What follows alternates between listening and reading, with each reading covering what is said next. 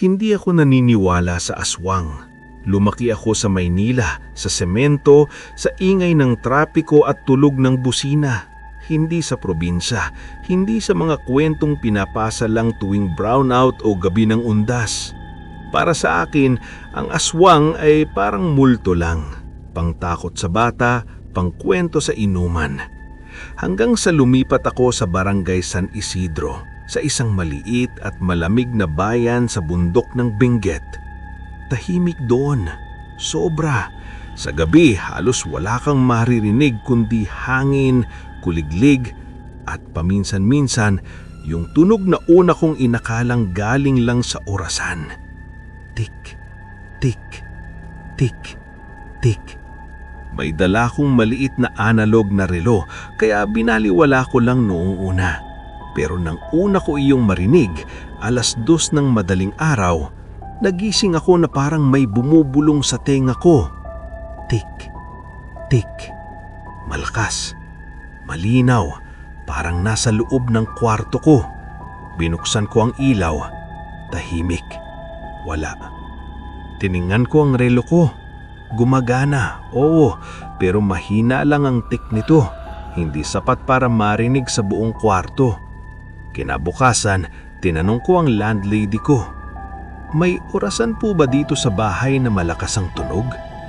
Bigla siyang tumahimik. "Bakit mo natanong?" "May naririnig po kasi akong parang tik-tik na tunog tuwing madaling araw." Namuti ang kanyang muka. "Anong oras eksakto?" "Mga 2:00 po." Hindi siya sumagot agad. Tinitigan lang niya ako. Tapos sinabi niya, "Kapag narinig mo ulit yan, huwag kang lalabas ng kwarto." Akala ko nagbibiro siya. Hindi pala.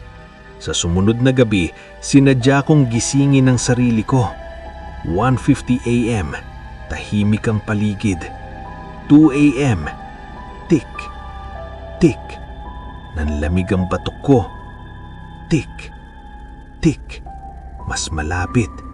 Hindi ito galing sa relo. Galing ito sa labas ng kwarto ko. Parang may naglalakad sa hallway. Mabagal. May kasamang tunog na parang may bitbit na bakal na dumadampi sa sahig. Tik, tik, tik, tik. Bawat tunog parang may bumubulong sa ulo ko na papalapit na ako. Huminga ako ng mabagal. Hindi ako gumalaw. Pinatay ko ang cellphone ko. Pinikit ko ang mata ko. Tik, tik. Mas malapit pa. Sa puntong iyon, narinig ko na ang kasabay ng tunog. Isang mahinang paghinga. Hindi tulad ng tao. Mas mabigat. Mas basa. Parang may bumubulwak na likido sa lalamunan ng kung sino man ang gumagawa nito. Huminto ito sa tapat ng pinto ko. Tik, tik. Isang mahinang katok sa pinto. 3 beses. Tok, tok, tok. Gusto kong sumigaw, pero may kakaibang pakiramdam na humahawak sa lalamunan ko. Parang may nagsasabing, "Huwag."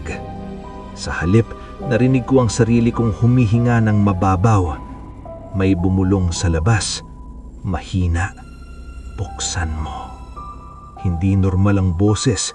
Parang pinilit gawing boses ng tao ang isang bagay na hindi sanay magsalita. Hindi ko binuksan. Tumahimik. Akala ko tapos na hanggang sa marinig ko ito sa loob mismo ng kwarto ko. Tik. Sa likod ko. Tik. Sa tabi ng kama ko. May malamig na hangin na dumampi sa leeg ko at naamoy ko siya. Bulok na karne, lumang dugo, isang amoy na parang galing sa bangkay na naiwan sa araw. Pinilit kong huwag gumalaw, pinilit kong huwag huminga. May naramdaman ako sa gilid ng kama ko. Parang may mabigat na umupok, bumigat ang kutsyon. May dumampi sa buhok ko, mahaba, magaspang, parang buhok na hindi na hinuhugasan.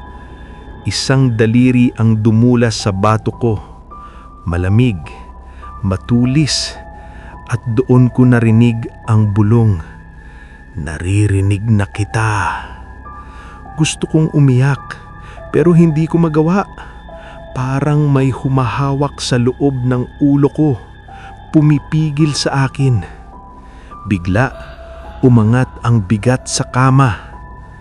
Tik, tik, papalayo, hanggang sa tuluyang mawala.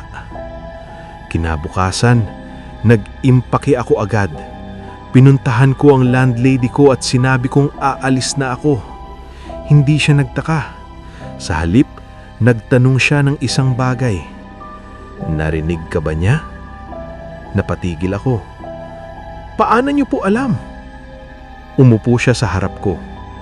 Hindi siya multo, sabi niya. Hindi rin siya hayop.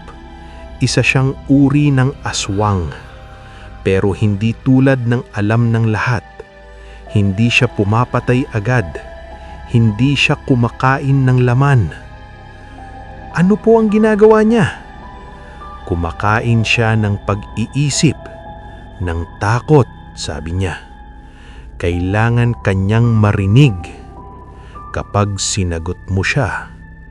Kapag kinilala mo ang presensya niya. Kapag pinansin mo. Nanlamig ako.